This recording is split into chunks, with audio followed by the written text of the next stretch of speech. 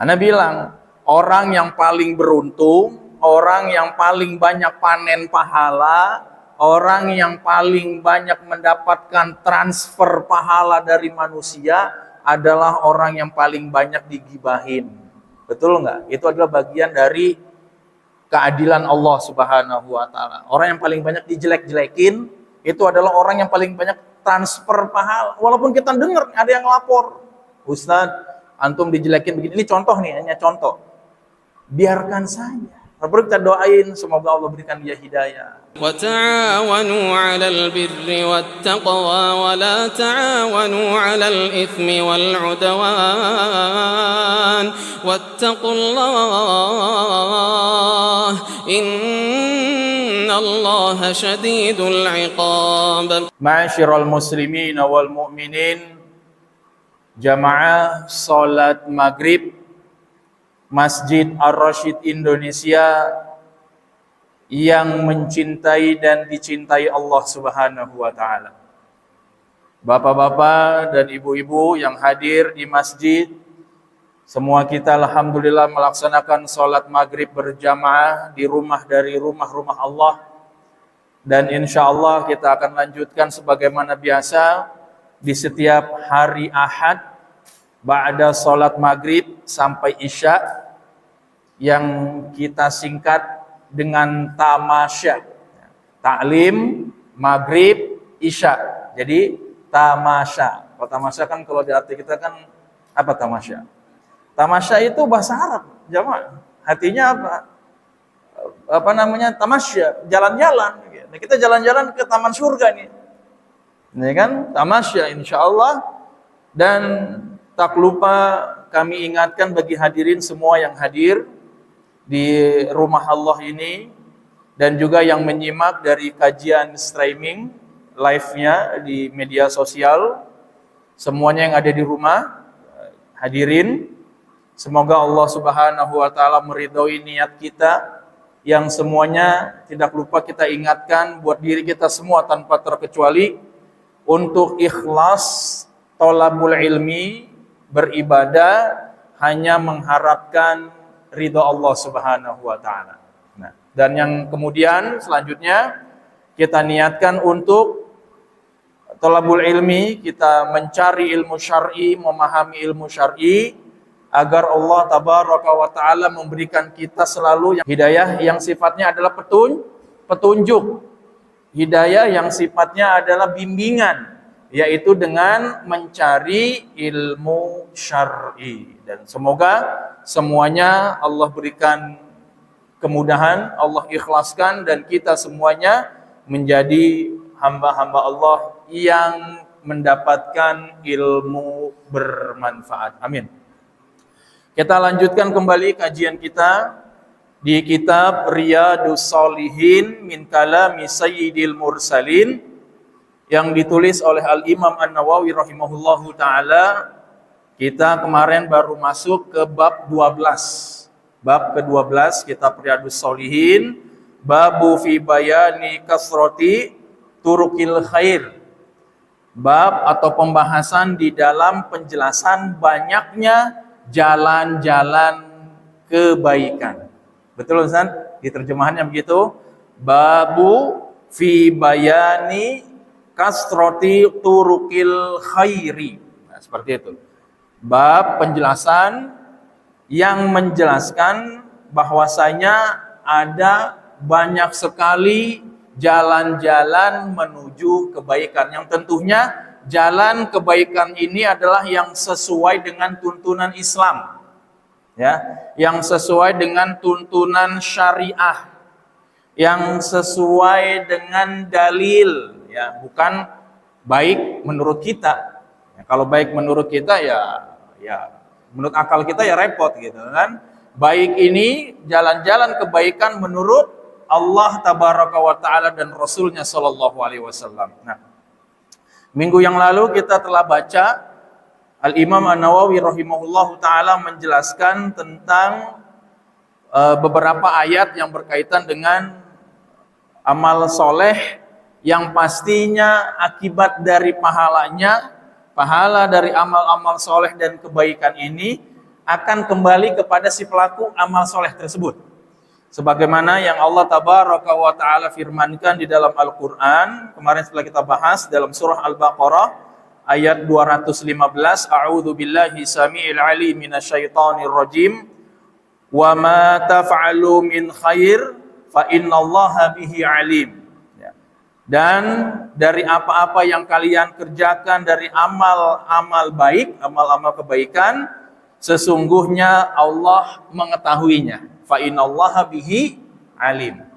Itu ayat surat Al-Baqarah ayat 215. Dan yang kedua, kemarin Allah Tabaraka wa Ta'ala juga menyampaikan firman-Nya dalam kitab ini. Al-Imam An-Nawawi menuliskan, wa ma taf'alu min khairi ya'lamhullah. Barang siapa yang mengerjakan amalan-amalan min khair, dari amalan-amalan kebaikan, ya'lamhullah, Allah Subhanahu wa Ta'ala mengetahuinya. Ingat, amal soleh, semua amalan, lebih khusus amal soleh semuanya, Allah mengetahui dari perbuatan kita. Jadi kalau fokusnya amal soleh, ada mau tidak ada manusia yang melihat, ya, ada atau tidak ada manusia yang berkomentar, ada atau tidak ada manusia yang doyan untuk mengomentari amalan seseorang dari amal-amal soleh, mesti dipikirin. Yang penting Allah yang lihat, gitu jamaah. Patokannya adalah Allah yang melihat ibadah saya, dan saya tidak peduli dengan penglihatan manusia. Nah, yang kedua, yang selanjutnya dari ayat yang dikutip oleh Al-Imam An-Nawawi dalam bab ini adalah surah Al-Zalzalah ayat ke-7. A'udzu billahi samii'il 'aliim minasyaitonir rajim. Wa may ya'mal mithqala dzarratin khairan yarah. Barang siapa yang mengerjakan amalan soleh atau mengerjakan walaupun hanya setitik biji zarah, setitik yang paling terkecil, satuan atom atau satuan elemen dari benda yang terkecil di alam dunia ini, wa may ya'mal mithqala dzarratin khairan yarah, dari kebaikan, maka Allah melihat. Sekecil apapun amal baik kita, Allah Tabaraka wa Ta'ala pasti melihat amalan tersebut. Dan yang selanjutnya juga Allah Subhanahu wa Ta'ala berfirman, man amila salihan fali nafsih. Dan barang siapa yang mengerjakan amal soleh, maka amal soleh ini untuk dirinya. Di sini adalah pahalanya untuk dirinya, dan insya Allah dari amal soleh ini keselamatan pun untuk dirinya. Selamat di dunia dan selamat juga di akhirat. Kan yang penting kan kita selamat dunia akhirat, betul nggak jamaah? Ya, kalau ada orang bilang, oh selamat ya, oh selamat apa nih? Dunia mungkin bisa, akhirat belum tentu. Ya, jadi yang mau kita di sini adalah keselamatan dunia dan akhirat dengan mengerjakan amal soleh. Nah, sekarang di sini jamaah kita lanjutkan tentang yang dituliskan oleh Al-Imam An-Nawawi rahimahullahu taala di sini, wa amal ahaditsu fakasiratun jiddan. Dan sedangkan yang berkaitan dengan hal ini banyak didapati hadis-hadis yang sangat banyak. Tidak bisa kita tulis di sini semuanya. Tapi kita akan sebutkan di sini yang cukup atau yang berkaitan erat dengan jalan-jalan menuju kebaikan. Baik. Di sini ada hadis nomor 117, bisa dibantu Ustadz untuk baca. Hadis yang ditulis oleh Al-Imam An-Nawawi yang berkaitan dengan jalan-jalan kebaikan yang begitu banyak adalah hadis dari seorang sahabat yang bernama Abu Dzar Jundub bin Junadah. Jadi dikatakan sini an Abi Dzarrin Jundub bin Junadah, dari Abu Dzar Jundub bin Junadah radhiyallahu anhu qala. Abu Dzar ini berkata, menceritakan kepada sahabat yang lain atau kepada periwayatan hadis yang bahwasanya beliau mendengar dari Rasulullah SAW berkata, qultu, aku bertanya kepada Rasulullah SAW. Beliau mengatakan, qultu, aku bertanya kepada Rasulullah, ya Rasulullah, wahai Rasulullah, ayyul a'mali afdal? Ayyu a'malil afdal? Kalau dalam bahasa Arab, ini kita belajar bahasa Arab nih. Mudah-mudahan nanti di Ar-Rasyid hidup lagi lah pelajaran bahasa Arab ya. Biar pada bisa ngerti bahasa Arab gitu kan. Karena apa?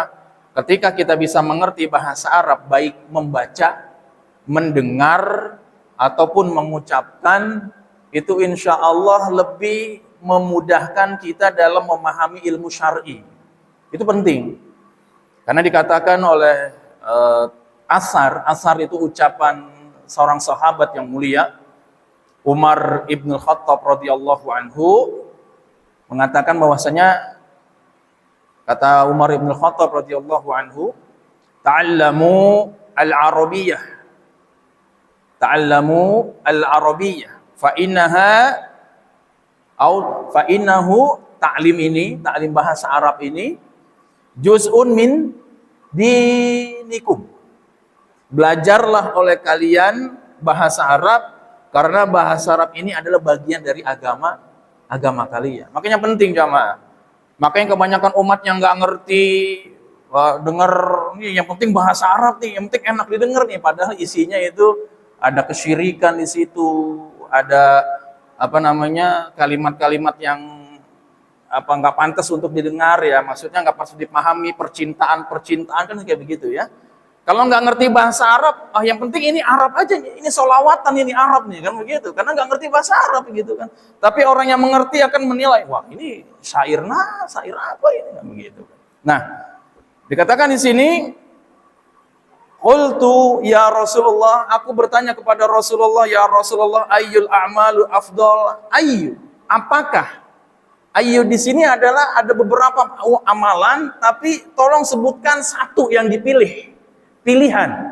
Misalnya, ayyu funduki tufaddil. Kalau kata ayyu funduki tufaddil ya akhi, hotel apa yang engkau inginkan atau hotel apa yang engkau pilih, seperti itu. Siapa yang pernah belajar bahasa Arab? Benar nggak kayak begitu? Ya. Jadi, ayyul a'mali afdal. Amalan apa yang paling utama? Qala Rasul sallallahu alaihi wasallam menjawab, al-imanu billahi wal jihadu fi sabilihi. Iman kepada Allah, al-imanu billah, iman kepada Allah, wal jihadu fi sabilihi. Nah, ini kemarin sudah kita singgung ya, beriman dulu. Karena tidak mungkin ada jihad tanpa didasari oleh iman. Tidak mungkin ada amal soleh tanpa didahului dengan kuatnya iman seseorang. Makanya kalimat iman dan amal soleh itu banyak ayat didampingkan. Innalladzina amanu wa amilus solihat. Betul nggak? Wa tawassaw bil haq wa tawassaw bis sabr. Itu sering kita dengar. Innalladzina amanu wa amilus solihat. Dan sesungguhnya orang-orang yang beriman dan mengerjakan amal soleh. Jadi iman yang utama. Beriman dulu kepada Allah. Nah, jadi amalan yang paling utama adalah al-imanu billah wal jihadu fi sabilihi. Beriman kepada Allah kemudian berjihad di jalannya. Setiap usaha, setiap apapun pergerakan dari badan kita, dari niat yang menggerakkan tubuh ini dengan penuh daya dan upaya untuk menjadikannya ini adalah perjuangan di jalan Allah, maka disebut dengan jihad. Jihad makna secara umumnya adalah al-qital, perang, membunuh. Tapi makna secara umumnya adalah sesuatu usaha, sesuatu upaya yang dilaksanakan dengan sungguh-sungguh di jalan Allah. Ini merupakan bagian dari jihad di jalan Allah. Ya, kalau di kita alhamdulillah di Indonesia ini bukan ardul jihad. Indonesia ini bukan tempat atau bumi jihad, bukan. Ada nggak di sini perang di Indonesia? Alhamdulillah, ini syukur kepada Allah. Indonesia negeri yang aman, damai, walaupun ada ujian sedikit-sedikit biasalah. Semua negara juga ada ujiannya. Betul tidak, jamaah? Ya kan? Tapi Indonesia ini adalah ardud dakwah, bumi dakwah. Dakwah juga bagian dari jihad di jalan Allah tabaraka wa ta'ala. Karena yang sekarang yang kita hidupkan adalah dengan berdakwah, ingatkan umat untuk juga mengenal Allah dan Rasulnya sallallahu alaihi wasallam, untuk kembali kepada tauhid, untuk menjauhkan umat kepada syirik, untuk memahamkan umat kepada sunnah, untuk menjauhkan umat kepada bid'ah. Ini merupakan bagian dari jihad di jalan Allah Subhanahu wa taala, dan berupaya dengan dakwah membentuk masyarakat Islami, masyarakat yang landasannya adalah syariat Allah Subhanahu wa taala. Kan begitu ya? Enak kan? Masyarakat Islami sebagaimana yang diciptakan, yang dibentuk oleh Rasulullah SAW di kota Madinah dan menyebar kepada seluruh dunia, diciptakan masyarakat Islami yang pertama dakwanya adalah tauhid dan menghidupkan sunnah. Dakwah sekarang adalah jihad yang utama di negeri kita yang Allah ridho ini, insya Allah. Nah, selanjutnya, aku bertanya kepada Rasulullah SAW, ayyu riqabi afdal. Nah, dikatakan di sini ar-riqab adalah budak, hamba sahaya. Maksud di sini adalah kira-kira dengan budak ini kita harus ngapain biar menjadi amal soleh? Ayyur riqabi afdal. Ya Rasulullah, budak apakah yang paling utama? Hamba sahaya apa yang paling utama? Qala, dikatakan di sini oleh Rasulullah SAW, anfusuha. Bimakna arfa'uha wa ajwaduha. Arfa'uha wa ajwaduha. Katakan di sini oleh Al-Imam An-Nawawi, arfa'uha wa ajwaduha. Anfusuha di sini adalah yang budak itu paling mahal harganya dan yang paling berkualitas. Ternyata budak pun harganya ada tingkat-tingkatannya. Ada yang paling mahal dan paling berkualitas. Nah, dikatakan di sini anfusuha inda ahliha, yang paling disayang sama majikannya, yang paling disayang sama tuannya. Wa aksaruha samanan, dan yang paling mahal harganya. Ini kalau mau jadi pembebasan, mau jadi jalan yang jalan kebaikan, bebasin nih budak ini nih. Paham ya? Kalau kamu pengen juga mendapatkan kebaikan yang luar biasa sebagai jalan kebaikan buat kamu, bebasin budak. Bebaskan hamba sahaya. Yang bagaimana hamba sahayanya ya Rasulullah? Yang paling disukai sama majikannya, yang paling berkualitas, yang paling mahal harganya, yang paling bagus. Pokoknya ini kamu bebasin. Ini akan menjadi bagian dari jalan kebaikan untukmu. Seperti itu kurang lebih ya jamaah ya. Aku bertanya kepada Rasulullah SAW, fa'in lam af'al, dan apabila aku tidak atau belum bisa mengerjakan itu, Rasulullah, aku nggak bisa berjihad, aku nggak bisa membebaskan hamba sahaya, apa yang harus aku kerjakan? Nah, qala Rasulullah SAW menjawab, tu'inu sani'an aw tasna'u li ahrak. Dikatakan di situ, kamu membantu orang yang sedang sani'an, orang yang sedang berusaha. Membantu orang yang sedang berusaha. Aw tasna'u li ahrak, atau kamu juga membuat, kalau misalkan diartikan di sini, membuat lapangan pekerjaan untuk orang yang ingin bekerja. Nah, ini penting juga ini. Kalau misalnya kita juga ingin membuka pintu-pintu kebaikan buat diri kita dan buat umat, jadilah orang-orang juga yang bisa untuk membantu yang lain dalam hal bekerja. Bisa memberikan beliau pekerjaan atau membuka lapangan usaha, membuat pekerjaan. Ini penting.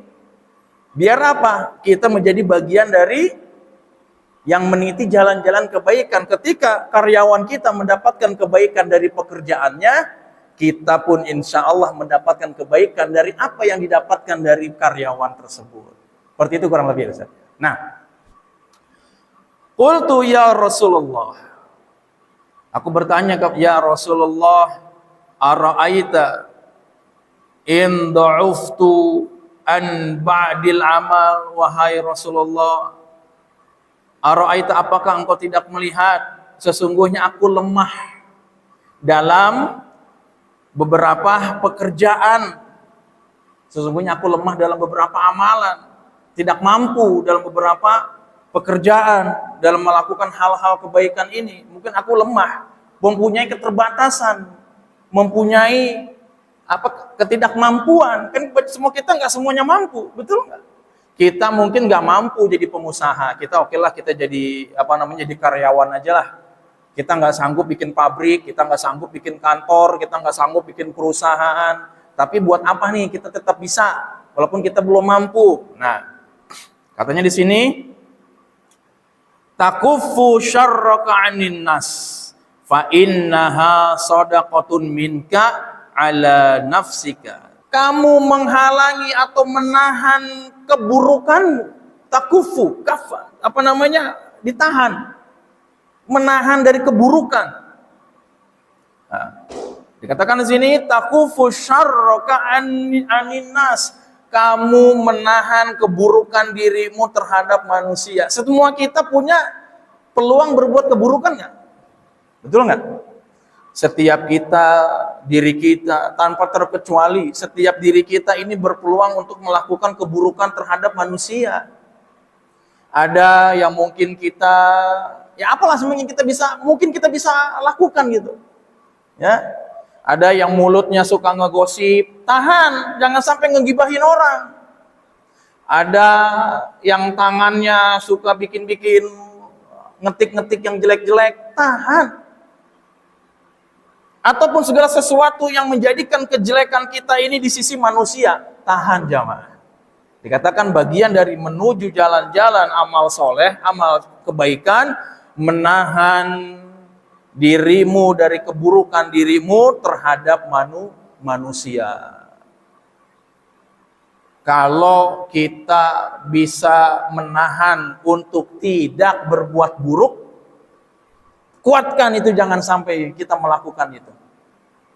Dan juga jangan sampai terbawa atau ikut-ikutan. Inilah pentingnya pergaulan.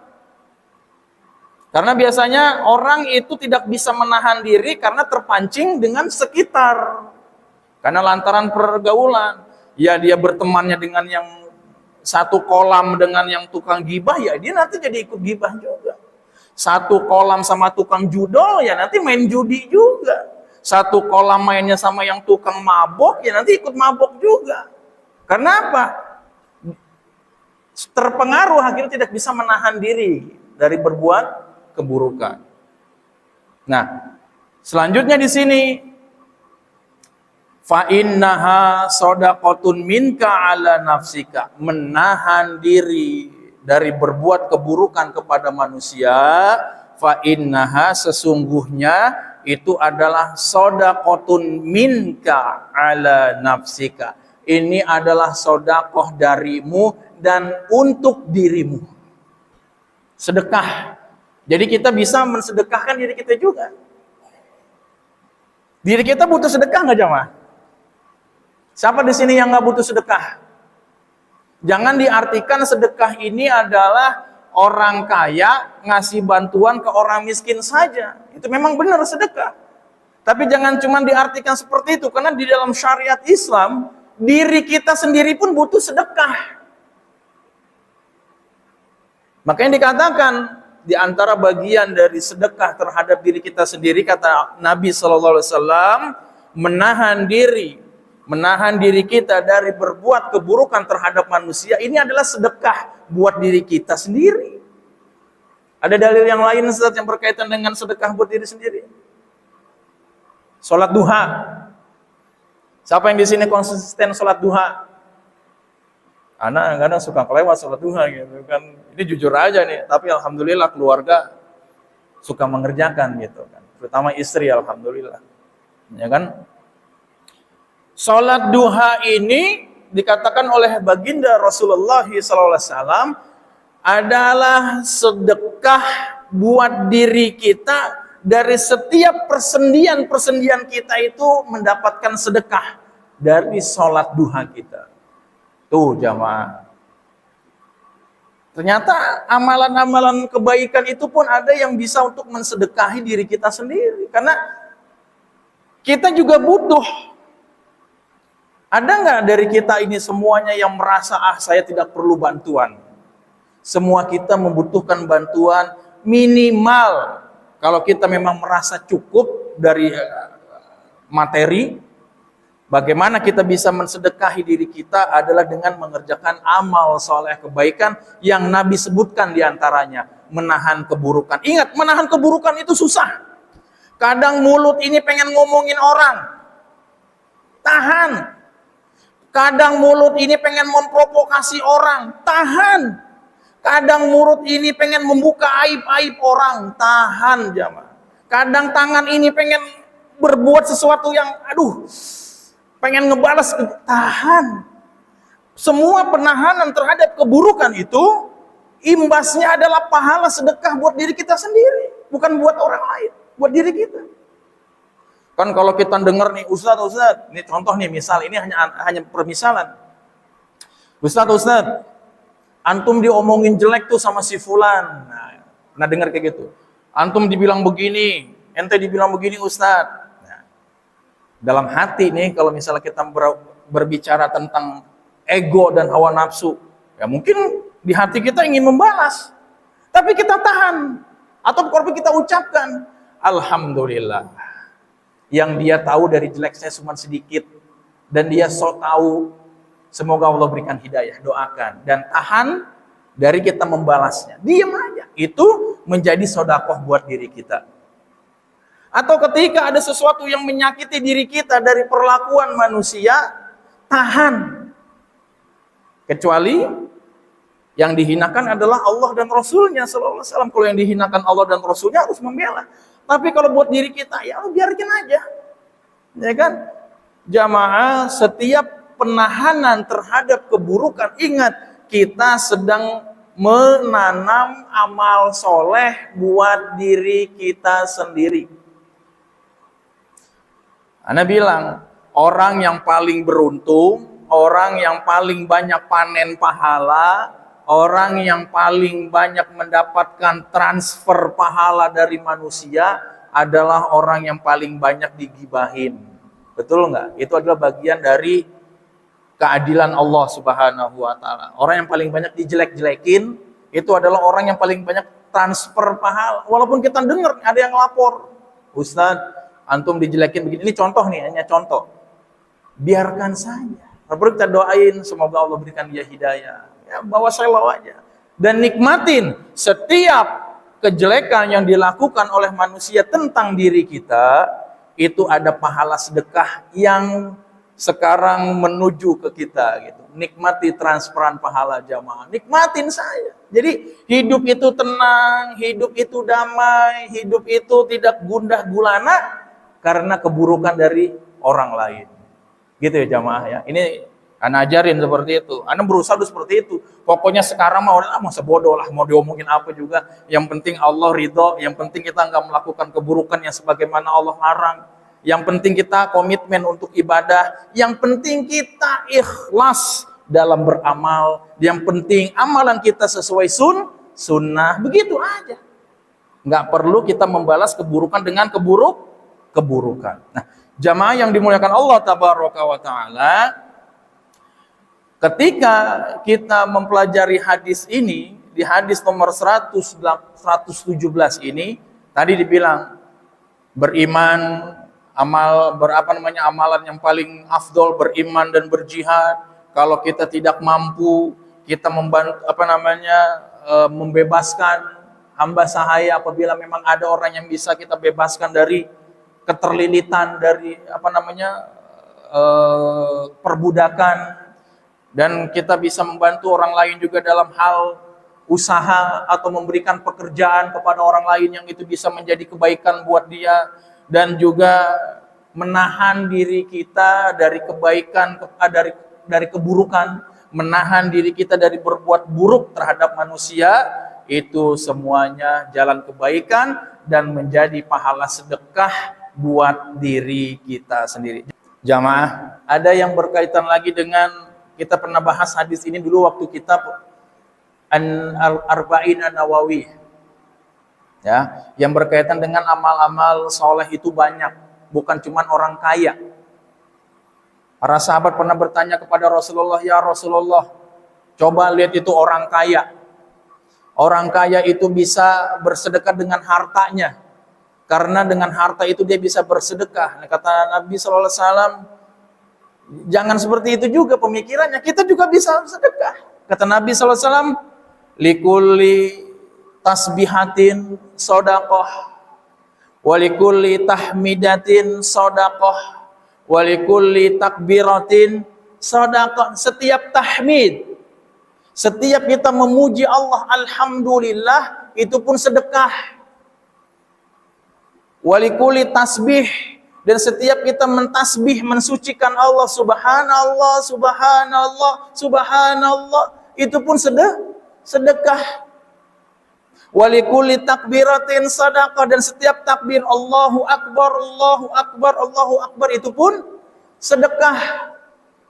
Bahkan kata Nabi SAW, dan di setiap, ini maaf ini bagi yang belum menikah, bagi pasangan suami istri yang dimana suaminya meletakkan kemaluannya di tempatnya yang halal, yaitu di istrinya, itu pun merupakan bagian dari sedekah. Sedekah itu banyak, jamaah.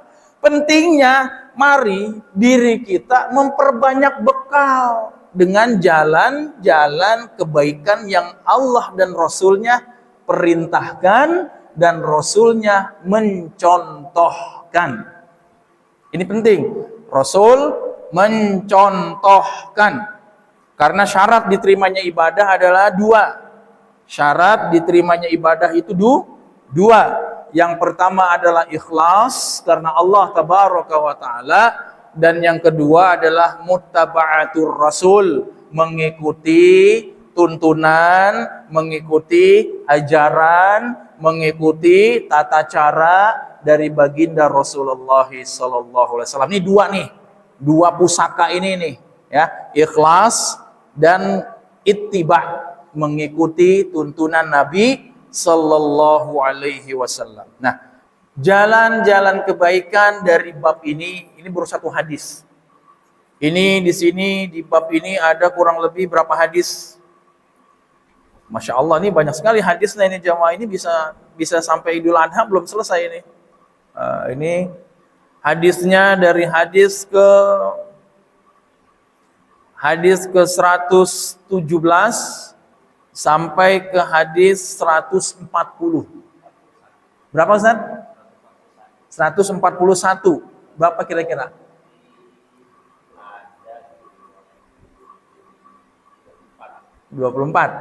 Kurang lebih 24 hadis. Kita akan bahas di bab babu fi bayani kasrati turukil khair atau turukil khair. Nah, jamaah sampai sini ada pertanyaan yang berkaitan dengan hadis ini? Sebelum kita masuk insyaallah kepada hadis selanjutnya. Adzan jam berapa jamaah? Jamaah yang dimuliakan Allah tabaraka wa taala, hadis nomor 118. Dikatakan di sini an Abi Dzarrin aidan. Ini diriwayatkan juga dari Abu Dzar, Jundub bin Junadah.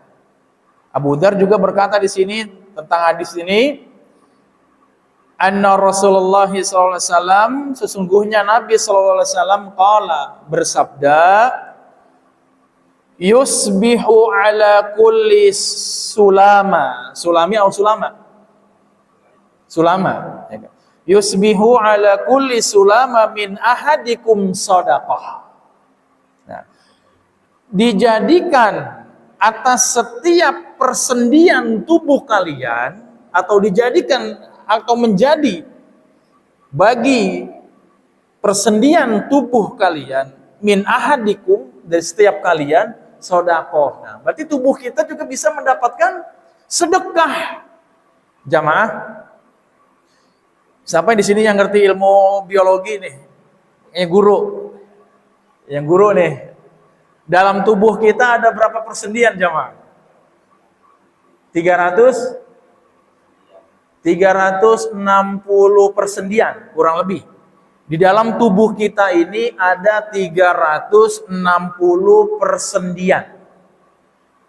Bayangkan begitu rahmatan lil alaminnya Islam, begitu indahnya Islam, begitu indahnya syariat, begitu indahnya tuntunan baginda Rasulullah SAW, di 360 persendian itu pun bisa mendapatkan sedekah. Masya Allah. Tuh jamaah, kalau kita sulit untuk memberikan materi, memberikan uang atau berbentuk barang kepada orang lain karena kita belum mampu untuk bersedekah, masa iya buat diri kita sendiri aja kita nggak mau sedekah? Pelit amat. Bener nggak? Buat diri sendiri aja nggak mau sedekah, pelit nggak itu? Pelit. Masa iya pelit sedekah kepada orang lain, ini sama diri sendiri juga pelit. 360 persendian itu bisa dapat sedekah dengan amalan-amalan kebaikan. Apa di sini? Nah, fakullu tasbihatin shadaqah. Maka di setiap tasbih gimana sih Ustaz? Subhanallah. Maka setiap tasbih itu bisa bernilai sedekah. Wa kullu tahmidatin shadaqah. Dan setiap tahmid, alhamdulillah, ucapan alhamdulillah itu pun sedekah. Wa kullu tahlilatin shadaqah. Dan setiap ucapan tahlil itu adalah sedekah. Tahlil apa sih, Dar? Ucapan tahlil. Apa ucapan tahlil? Ini yang suka tahlilan. Apa ucapan tahlil? La ilaha illallah. Ucapan la ilaha illallah, la ilaha illallah. Didawamkan bukan dengan momen-momen tertentu aja. Di setiap hari kita bangun tidur, la ilaha illallah wahdahu la syarikalah, lahu mulku wa lahul hamdu wa huwa ala kulli syai'in qadir. Mau berangkat kerja, la ilaha illallah wahdahu la syarikalah, lahu mulku wa lahul hamdu wa huwa ala kulli syai'in qadir. Mau tidur, la ilaha illallah wahdahu la syarikalah, lahu mulku wa lahul hamdu wa huwa ala kulli syai'in qadir. Setiap ucapan tahlil di setiap waktu itu merupakan sedekah. Jadi jangan diartikan tahlil itu ketika ada yang meninggal dunia saja. Nah, wa kullu takbiratin shadaqah. Dan di setiap takbir itu adalah sedekah. Allahu akbar, Allahu akbar, Allahu akbar itu sedekah. Apalagi yang suka azan. Azan pertama kali gimana Ustaz? Allahu akbar, Allahu akbar. Sudah dia bertakbir dapat sedekah, dia pun mendapat pahala menyeru manusia untuk beribadah kepada Allah. Bahkan dikatakan dalam sebuah hadis yang sahih, ada salah satu golongan di hari kiamat kelak di padang mahsyar, ketika manusia tenggelam dengan keringatnya sendiri, saking begitu dahsyatnya huru hara di hari kiamat, ada satu golongan yang nampak beda dengan terselamatkan dari tenggelamnya dari lautan keringat mereka, adalah orang yang suka azan. Ya, yang paling panjang lehernya, dia selamat. Makanya kalau ada azan itu harusnya senang nih, saya mau azan. Kenapa? Setiap kamu mengucapkan atau setiap orang yang adzan mengucapkan Allahu Akbar, dikatakan dalam hadis yang sahih juga, semua semesta alam yang mendengar seruan azannya itu bertasbih dan juga memohonkan doa untuk sang muadzin tersebut. Beruntung nih orang-orang yang suka azan. Jadi jangan main dulu-duluan udah nih azan gitu kan. Azan gitu kan. Dan azan bukan ajang untuk keindah-indahan, bukan. Kalau memang suaranya bagus alhamdulillah, tapi yang penting adalah azan menyeru, memanggil, mengingatkan umat untuk segera bersujud salat kepada Allah Subhanahu wa taala, walikulli takbiratin shadaqah. Terus wa amrun bil ma'ruf, menyeru kepada kebaikan, sedekah itu pun adalah sedekah. Wa nahyu 'anil munkar, dan mencegah dari kemungkaran itu adalah sedekah. Wa yujzi'u min dzalika raq'atani yarka'uhuma minad duha, dan juga semua itu bisa digantikan dengan 2 rakaat pada waktu duha. Tuh. Semua dari semua itu semuanya bisa digabungkan, bisa digantikan atau seimbang pahalanya dengan mengerjakan 2 rakaat sholat duha. Nah ini udah semangat lagi sholat duha nih. Jangan saya waktu sholat duha ada yang masih tidur, jangan-jangan nyindir diri sendiri nih. Waktu sholat duha masih tidur, waktu sholat duha masih ya begitu ya. Upayakan tetap sholat subuh berjamaah di masjid bagi laki-laki, sholat syuruk, atau syuruk bisa dikatakan juga sholat duha di awal waktu, dan kalau bisa, kalau tidak bisa syuruk, sholat duha di waktu-waktu yang sebagaimana dicontohkan dalam syariat Islamnya. Jamaah nanti kita bahas pekan depan insya Allah, karena sudah masuk waktu azan, kita azan.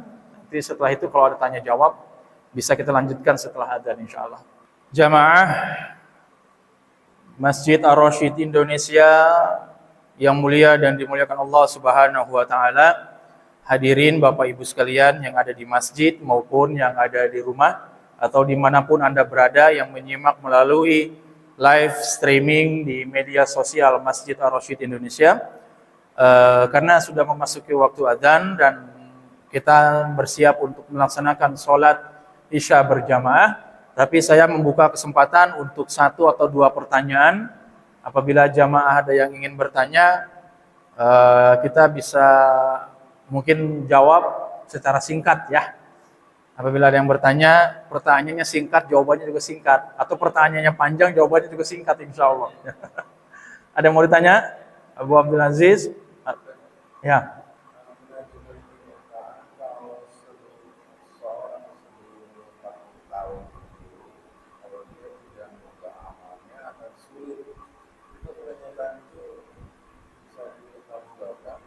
Ya. Ya. Itu pernah kita bahas. Ya. Itu pernah kita bahas dalam beberapa pertemuan yang lalu di sini dulu, berkaitan dengan bagaimana seorang muslim ketika dia menghampiri atau akan memasuki atau telah memasuki usia 40 tahun. Nah, itu ada yang berkaitan dengan usia 40 tahun ini adalah tafsir dari ayat Al-Quran Robbi Auzini an dalam surat Al-Baqarah yang berkaitan dengan doa Nabi ketika memasuki usia 40 tahun. Nah, itu benar. Dan salah satunya yang mengatakan kalau tidak bisa kita bahas sekarang secara lebih lanjut, nanti kita bisa lebih bahas lebih mendalam lagi tentang usia 40 tahun. Nah, para ulama termasuk di sini adalah bahkan Al-Imam An-Nawawi pun pernah mengatakan tentang hadis ini, tentang usia 40 tahun ini, ketika seseorang di usia 40 tahun ini dia belum bisa untuk menjadi lebih baik, maka seterusnya dia akan sulit. Karena usia 40 tahun ini adalah usia persimpangan. Dia mau milih kemana?